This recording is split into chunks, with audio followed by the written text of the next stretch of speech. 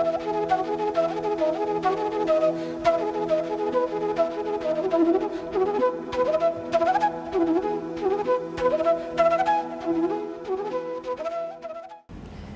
welcome you on behalf of CEC. We are starting a new series on issues in Indian society. We have today in the studio Professor Manoranjan Mohanty, who is one of the leading intellectuals of India and who has influenced generations of scholars in India while teaching in Delhi University. He is widely known for his writings on critical thinking in China and issues in Chinese politics. He is one of those few scholars who maintain a very deep relation with grassroots movements in India and different parts of the world and keeps theorizing those issues. So he has written widely on Indian politics, Indian sociology, philosophy and other issues. So I welcome Professor Mohanty. He will be talking about issues in Indian politics and the ways of understanding Indian societies. So, please, Professor Mohanty. Thank you, Manindra. When I was asked to speak on understanding society, I was trying to formulate my ideas.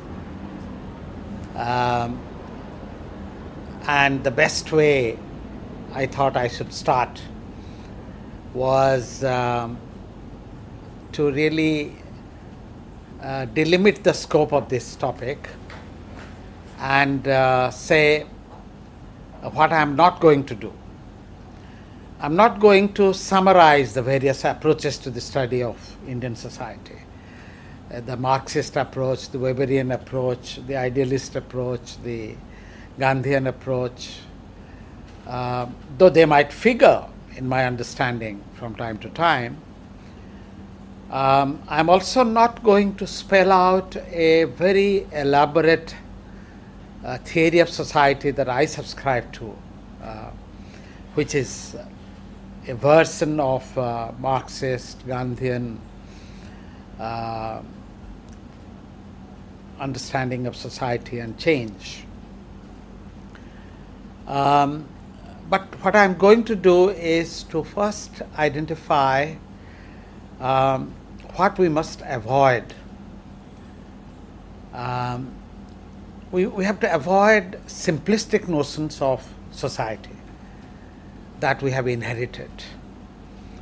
Now, for example, the last 300 years, English books have popularized a notion of society derived from the Western history of Industrial Revolution.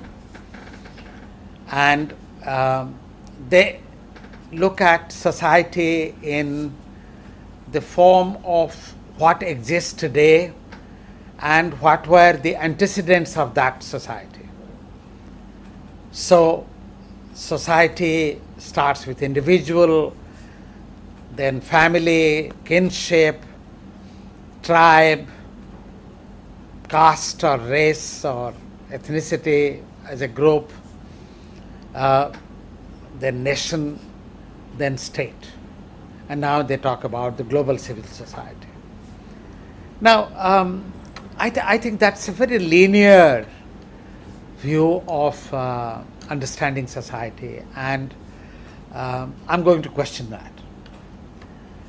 I'm also going to question the many dichotomies that we come across in our study of society, like individual versus society. This is again last 300 years of Western traditions of the capitalist era, 200 years of Industrial Revolution, which has pitted the individual against society. And similarly, individual versus the group, individual and the collective, another dichotomy. Similarly, society and the state, in other words, the political entity that is the state, then the less political entity or the pre-political entity that is the society. Then the territorial society versus the non-territorial society. Territorial society identified with people with certain identities tied to space, and then identities or various kinds of cultural attributes spread across territories. I'm saying that these dichotomies have to be avoided, and we have to have a very different kind of understanding which breaks down these dichotomies. You have society and individual seen together, individual and collective seen together, society and state, in other words, politics and apolitical or apparently less organized political entities seen together, and territorial and non-territorial societies seen together. So basically I'm going to propose a way out of this simplistic understanding of society, and I'm going to suggest a creative understanding of society. And a creative understanding is what I am going to develop gradually, step by step, an understanding that breaks these dichotomies, that takes individuals, collectivities, regions, collectivities at various levels as interconnected, and creative entities that have creative potential trying to seek fulfillment, endless potential seeking fulfillment. So simplistic notions versus creative notions of society. That is the theme of my lecture. I'm going to do it in a very specific way. That is, we look at humans, men and women, and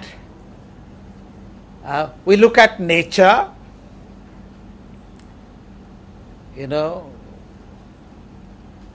all living beings, plants, animals, and you have various things happening in nature. So you have relationships between humans or among humans, relationships between humans and nature, but there is a third realm, the realm of the cosmos, the realm of the universe, the realm of the unknown, the realm of what is not yet seen or visible, but it might exist. So that entity of the limitless universe, which also is the realm of values, norms, religion, culture. So I'm going to take up these three realms, humans, nature and cosmos, look at the relationship between humans among themselves, between humans and nature, and between humans and cosmos. I can't do very much about the relationship between nature and cosmos because we know very little about that, and I know even less. So I will limit myself to these two relationships, rather three, amongst humans, amongst human and nature, and among humans and cosmos. Now, we have seen that humans and humans relationship is the subject of social sciences, and study of society begins with that.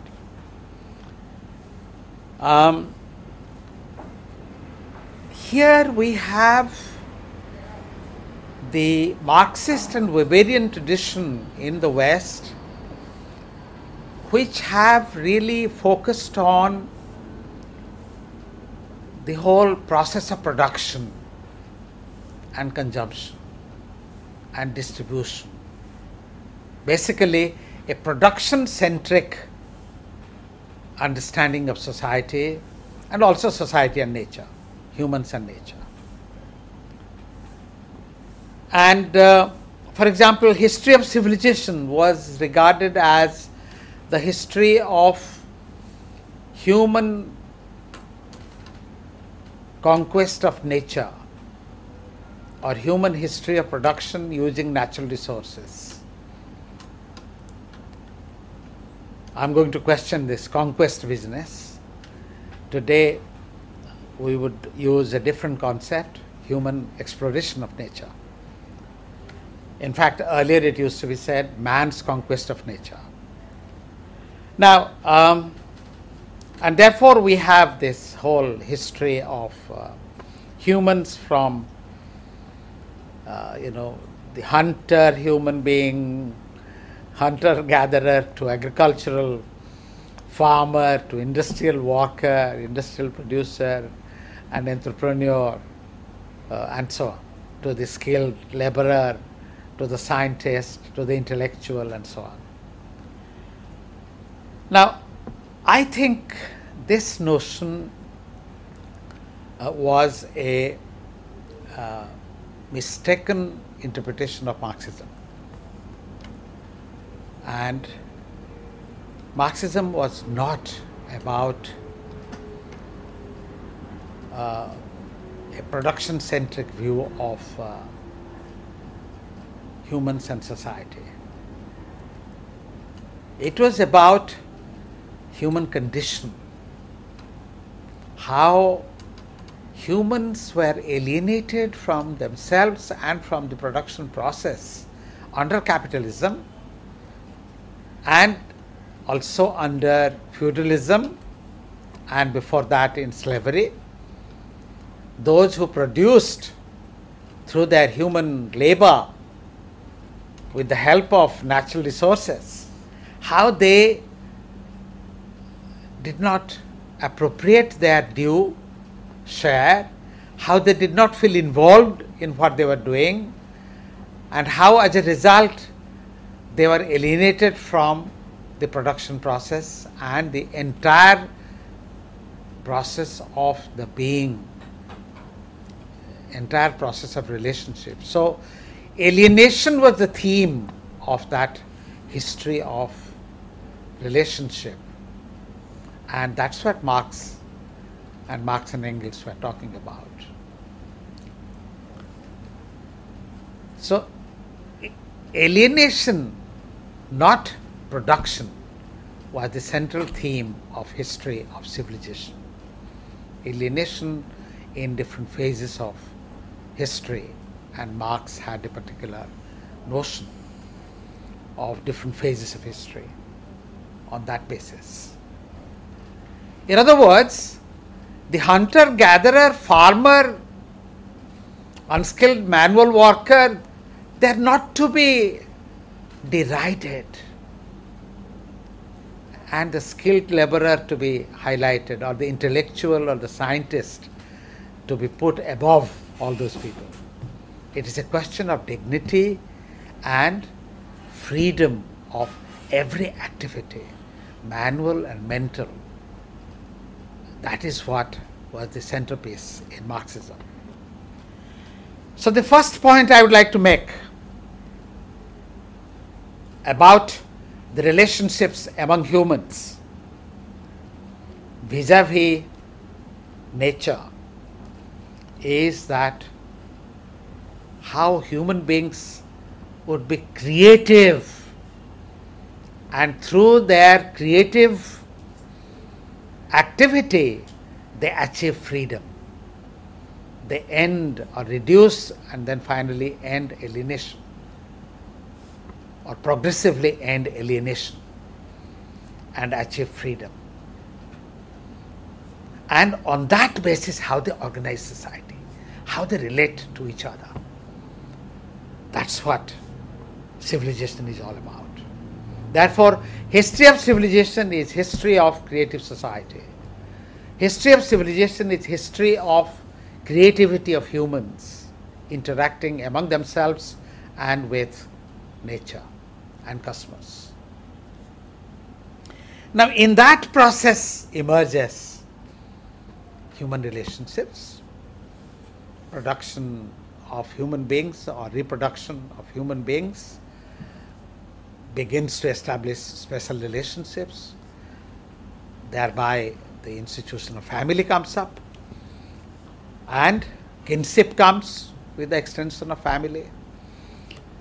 But then something intervenes. When family and kinship appropriates property and then uses physical power to defend property, then relationships of domination arise. Then domination becomes the greatest obstacle to creativity. This is the most important thing. We have to see in human relations what are the forces of domination which get created either based on physical power or based on property relationship or based on organization of military power or organization of other powers including cultural power and political organizations. And that's how state also emerges. State is the aggregate power structure of society, and that emerges. So,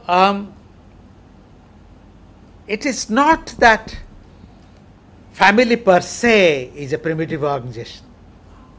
Family can coexist with civil society, state, and creative society, in creative society, provided it is turned into a creative institution, ending domination, ending patriarchy within the family, ending age domination within the family, ending the clutch of private property operating to create dominant relationships vis-a-vis the family. Similarly, an ethnic identity becomes a creative identity if it allows other ethnic identities also to flourish, and within itself it practices freedom, it practices the norms of creative society, that is enabling every individual and every collectivity, every group within that society to achieve its creative self. Now, let me make a distinction here between creative self and obsessive self while we are talking about humans or humans and humans. Because I would define human as a creative being, a being who has creative potentiality from the physical and intellectual and cultural faculties of his, her being to progressively achieve higher goals. And a creative self is one which considers everybody also as self. In other words, the concept of the other doesn't exist. You have, during the capitalist epoch, a contradiction between self and other. Imperialism considered itself as self and colonies as the other. And a whole body of literature has emerged between self and other. Now, I would suggest that between self and self there are relationships of domination, of exploitation, which have to be transformed. And so the relationship of domination and exploitation makes a self as a particularly obsessive self. That is, one is obsessed with its own interest, own narrow, specific interest. Now, this again, if you look at the history of civilization, civilization has evolved with the transformation of self and self relationship from domination to less domination, from very oppressive domination to less oppressive domination, and then to egalitarian relationship progressively. And therefore, from obsessive self to creative self, that is the movement of history. Now, now this is where one more point has to be added when we are talking about relationships among humans, and those are the relationships in their multiplicity of character. And here some are property owners, some are not property owners, or they own less property. Some are numerically large, some are numerically small. Some have been historically dominant on the basis of ethnicity, religion, caste, race. And because of history of societies, patriarchy in all religions and all societies has dominated. That is, men-dominated societies you have had. Now, therefore, you have class, caste, race, ethnicity, gender, religion, and sexual preferences. You have such dominations in society in the history of humans, history of human civilizations. And therefore, if you want creative self to be realized, you have to handle these contradictions simultaneously. It's true that property relationships are very powerful. They overdetermine other relationships. But the others are extremely powerful as well. Now, therefore, even though class, and especially in feudal and capitalist epoch, class is the most powerful factor. But in specific contexts, you may have caste, you may have ethnicity, you may have minority religion, oppressed by majority religion.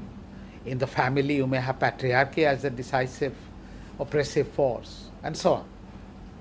Therefore, we have to have simultaneous treatment of all these contradictions: class, caste, gender, ethnicity, and so on. This is why we say that in creative society, you have intersectionality of contradictions. Thus, we can now come to a definition of creative society. Creative society is a society in which you have multiple contradictions which have become active, and earlier latent contradictions have become manifest. So, in other words, it is a society of active movements, a society in which the level of human consciousness has grown to such an extent that you have people fighting for their rights, It is a society where people's rights have become manifold, widespread demands for people's rights are manifest. And you have both positive and negative factors. You will have still a lot of obsessive selves operating to achieve their rights. You may have fascists trying to manipulate this situation and using repressive state to achieve their goals. But still fascists would get opposition from creative society, because now there is a new state of consciousness in this society. And you have confrontation, you have contradictions, you have multiple contradictions operating in this society. Well, if that is relationship between humans, how do you conceptualize the relationship between humans and nature? As I said, perhaps 30 years ago, we would begin these lectures saying that history of civilization is the history of man's conquest over nature. Today, I would say history of civilization is the history of creative society, exploring nature, or humans exploring nature. In other words, humans try to understand the laws of nature, and that is the history of knowledge, understanding the laws of nature and laws of society, and laws of interaction between nature and society, nature and humans,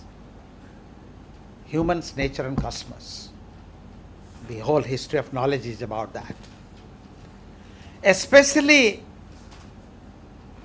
laws of nature, so that we can understand how humans and nature can coexist and be of mutual support. Not conquer nature for human need fulfillment. Not utilize nature for meeting the human wants, but explore nature so that nature is a constantly renewable, continuous entity. It exists, both serving each other, nature serving humans, humans serving nature. So 300 years of enlightenment science, which gave us a very dangerous concept of conquest of science, is now, and the last 200 years of industrial revolution, which gave us the same concept, trying to apply science through technology to get the greed of humans to be fulfilled by conquest of nature, harnessing nature, both physical, natural, biological, human body and everything, trying to replace that view with a new view in the era of environmental sustainability. Today, we are meeting a few months after Copenhagen summit. Before that, the Kyoto Protocol. You see, now we have a different view of nature. Nature as Prakriti. Prakriti and Purusha coexisting. Nature as self-sustaining, unending, non-depleting nature. That's why, even in the West, I don't want to pit a Western science versus Indian science. No. Even in the West, you have this alternative view of nature, even now, and it was existing prior to 300 years. And in India, China, Africa, in all these civilizations, you had alternative views of nature as non-depleting, renewable, coexisting with humans. In fact, in Latin America, the concept of Pachama in the Quechua language in Brazil, it means Mother Earth. And it says Earth creates the human, human creates the earth, and both give each other. It's the same as the Indian concept of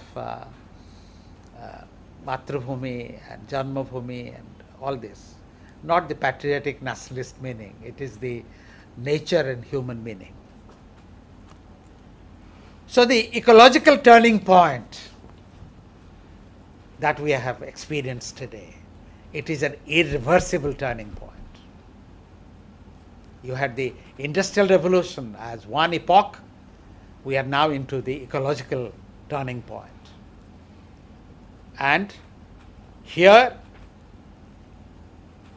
again, humans would not be alienated from nature.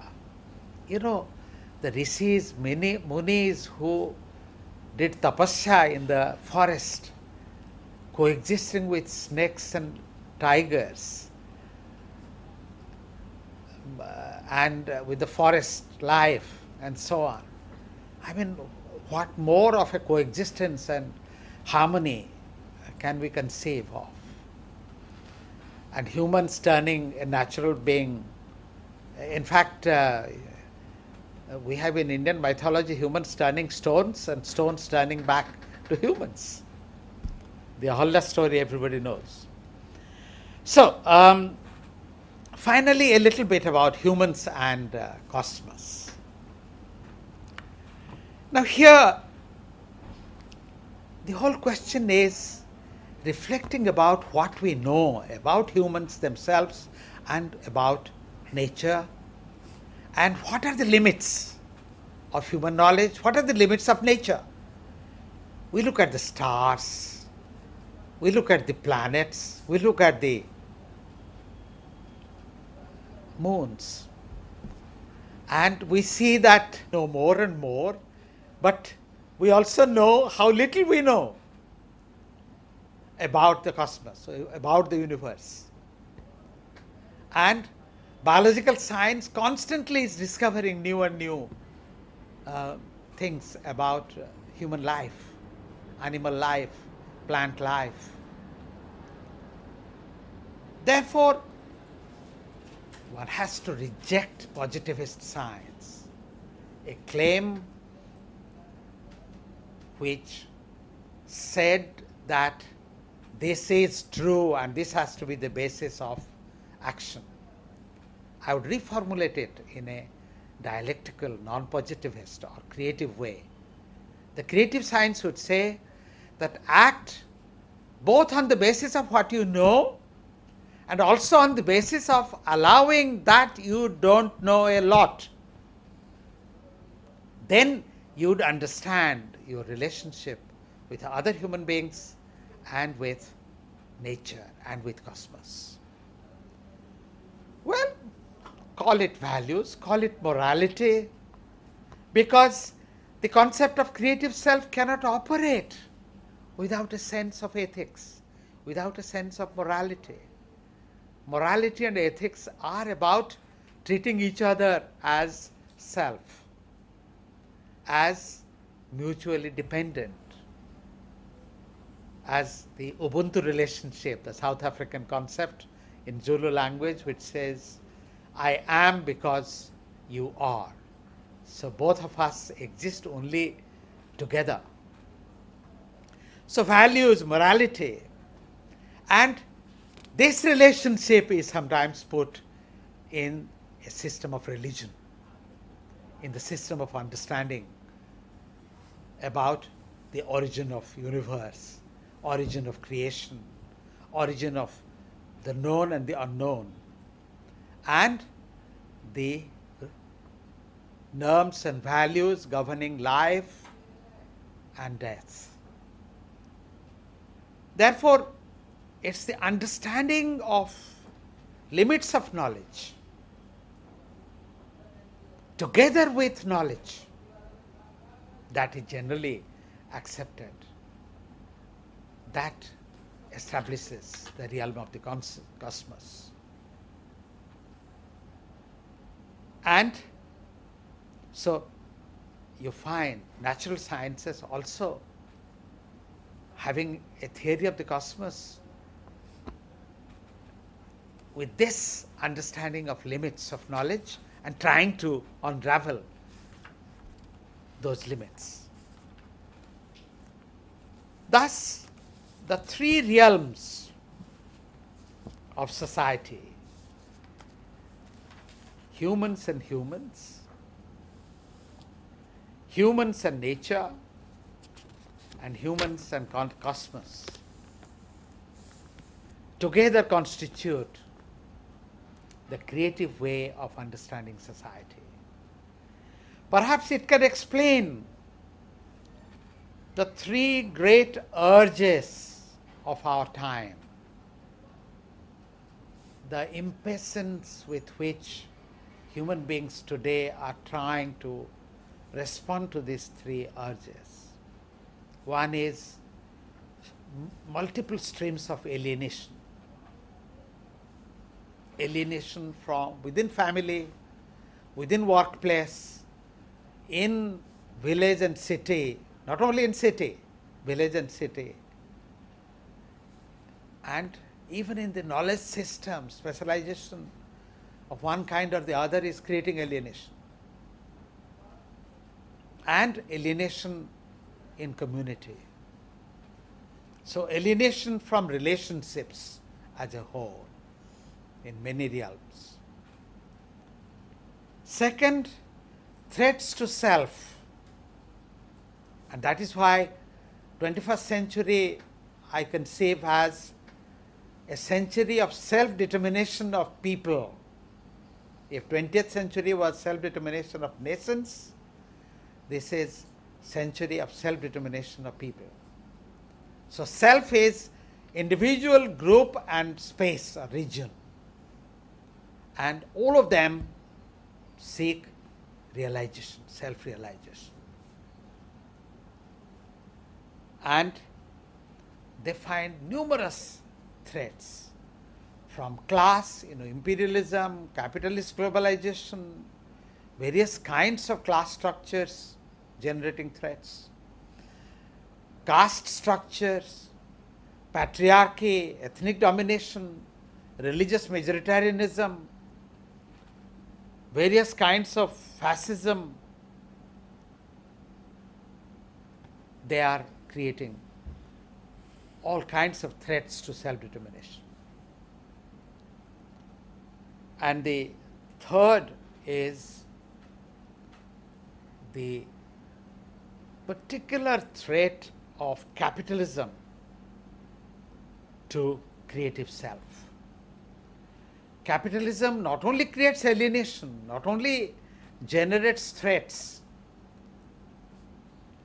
it also claims monopoly of truth, claims monopoly of knowledge, claims that we know enough, and therefore that is the definition of good society, good morality, and therefore capitalism is a big threat to creative self and creative relationships. Thus, I would conclude by saying that from the simplistic way of understanding society, which much of social science has handed down to us, we have to move towards a creative way of understanding society so that human civilization's creative future becomes hopeful. Thank you. Thank you very much, Professor Mohanty. I think it's a very illuminating lecture, and it's a kind of vision that you have thrown for a new generation, and we'll keep thinking about this. We have some questions to ask. One of the questions that people would like to ask you is whether you see any link between the kind of theorization that you have done about creative society and the philosophies of what you call pre-modern period, which may be in a way religious philosophies or various religions. As we see that there is a resurgence of religion, do you think this resurgence of religion as a response to this kind of problem that you have just mentioned, the alienation of various levels, threats to the self, and the urge for self-realization? Do you see religious movements emerging to fulfill that gap? Yes. I think the way Industrial Revolution responded to pre-modern religious experiences, it denied a whole ethical realm, and that became the basis for a new emptiness, a new alienation, giving rise to resurgence of religion today. Now, what happened?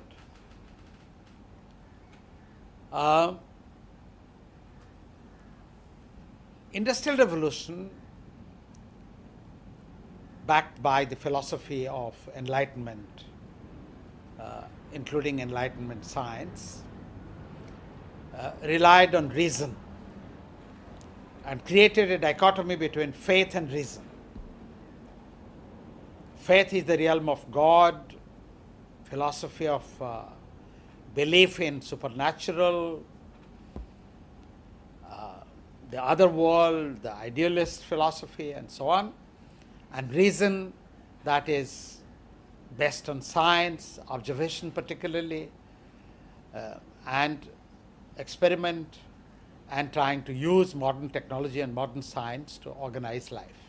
And that became the basis of Industrial Revolution of the last 200 years, of mass production, mass distribution, and accordingly urbanization and reorganization of society. Now, during this last 200 years, what was forgotten was that the pre-18th century, pre-17th century world had a variety of ethical realms. Now, for example, in India, you had the Bhakti movement.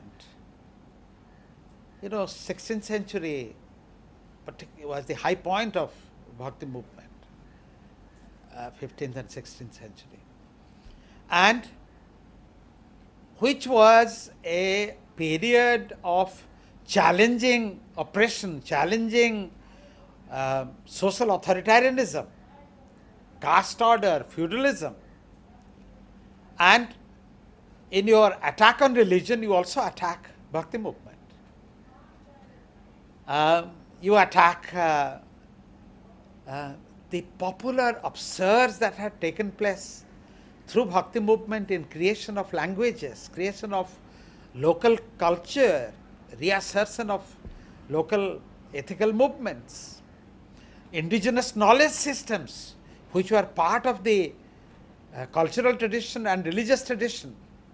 So you had all these three things: religious tradition, indigenous knowledge systems, cultural tradition, and language. They were all connected.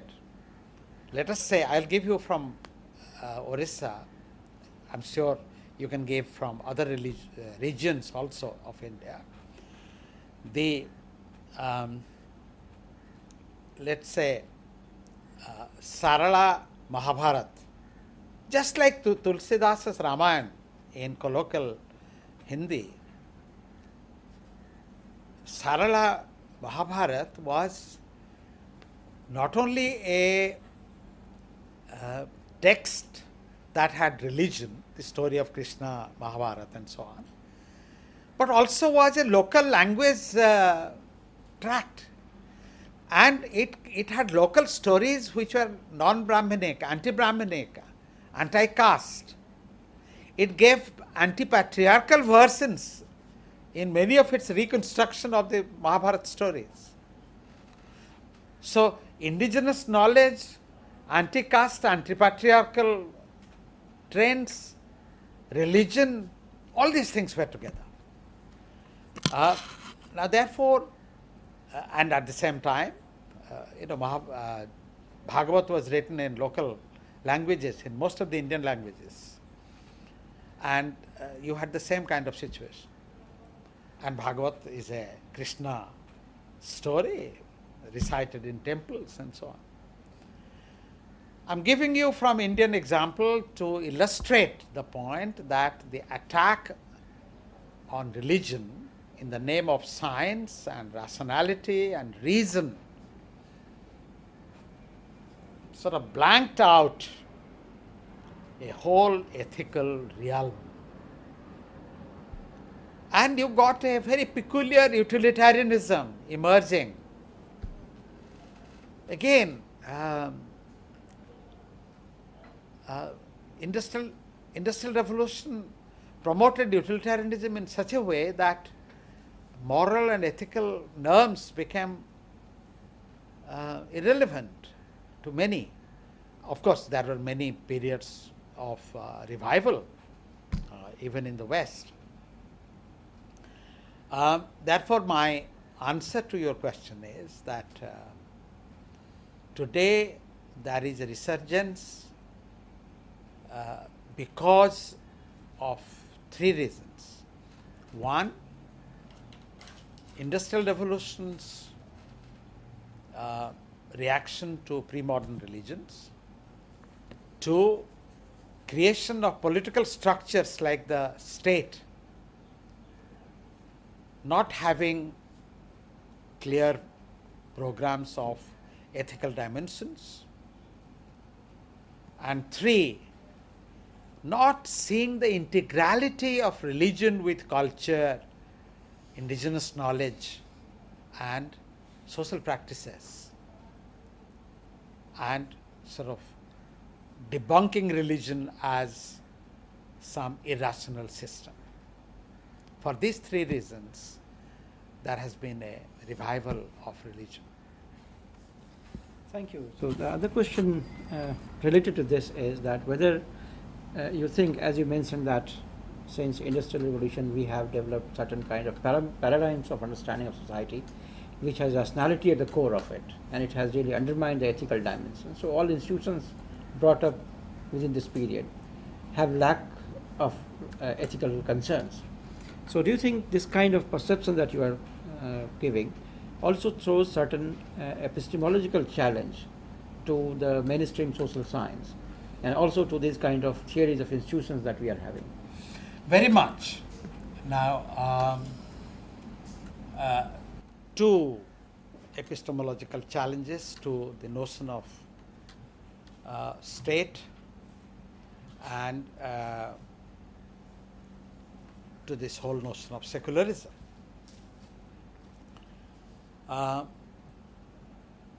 Again, the Hobbesian state was supposed to be a state based on the self-interest of all individuals in a civil society. Now, the and secularism was supposed to be a separation of religion and state in the Western sense. Now, in my view,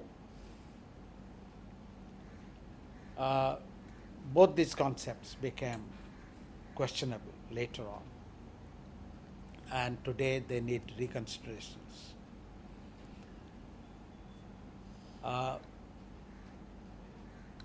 Because state is the aggregate power structure in society, and that power structure, when it is politically organized, that is the state.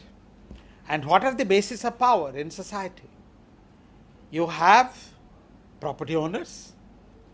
You have property owners who also rationalize their ownership. You may have religion rationalizing property ownership. You may have religion challenging that property ownership. Religion can be hegemonic, religion can be also an instrument of challenge to that hegemony. Now, this notion of power structure was not, was not seen until recently. Similarly, the caste basis of political power. Now, caste and religion are interconnected. Caste is a basis of, caste is interconnected with Hindu social order. And rituals have perpetuated caste. And therefore, if there is a class, caste, ethnic basis of religion, of state power, then you have religion also connected with various other property structure, caste structure, and so on in society. Therefore, the secular individual interest as the basis of state power as an organization of state, I think is a very outdated concept. Same with secularism. Now, this church-state separation was a very specific, very peculiar definition in post-Renaissance, post-Enlightenment Europe. And actually, it has never been in practice the case. Only Pope was sort of isolated from some states, particularly the Protestant states, and even Catholics arranged a different kind of relationship with Pope, Catholic countries. But in reality, it has been about something else. Secularism has been about equality or absence of equality among different religious believers of different religions. So, the difference is between a theocratic state and a secular state. In a theocratic state, you have a religion governing state power. In a secular state, all religions, people of all religious faiths have equal status. One, and two, they tolerate each other with equal respect. And three, they also respect the agnostic and the atheist, and they subject themselves to reason. So these are the secular principles. So epistemological discussions on state and secularism, like many others, have to be now reopened. Tusha, you have a... Sir, during your lecture, what I could understand was that you were talking about overcoming various contradictions to perhaps through some kind of coexisting paradigm, the creative concept of coexistence, instead of bringing about some kind of change in the status quo through contradiction. So, through revolution. Okay. So, do you replace revolution, the concept of revolution, with coexistence? No, not at all. Not at all. Not at all.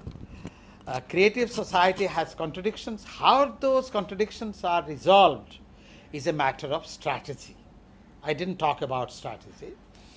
I talked about self and self having relationships of domination and exploitation. They are transformed both by non-violent means as well as by violent means, by gradual transformation as well as by radical violent transformation, by quick transformation as well as by long-drawn struggles of gradual transformation, because that's what history provides. And because of shortage of time, I didn't talk about strategies of transformation, but I must clarify. In creative society, you have contradictions which are getting already attended to through violent means as well as non-violent means. It is both. And history is full of both kinds of transformations. One more question. Okay. Sir, as we listen that Sure. this state and society, you are saying that we have to overcome this kind of dichotomy between the two.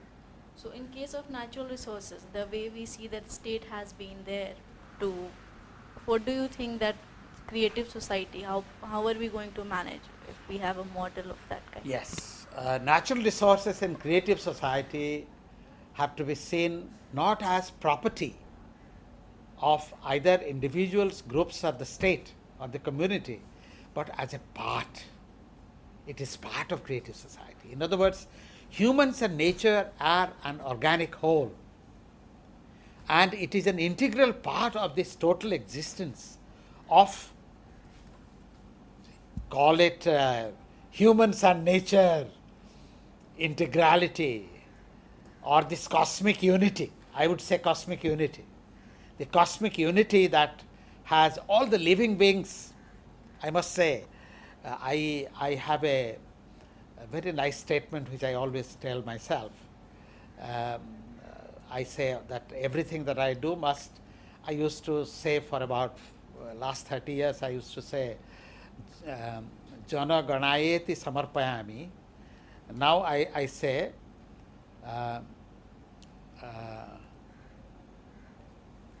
Jagat Hitaya Samarpayami. Jagat.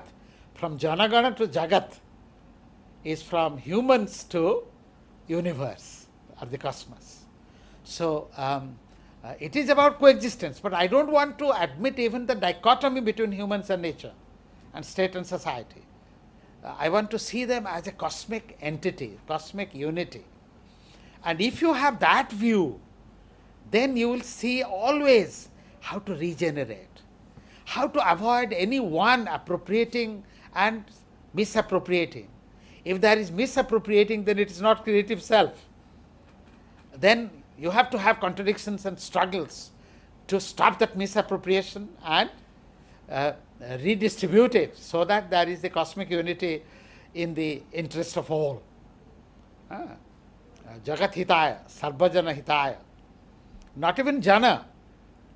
It is Jana as well as Pashu, Pakshi, everybody.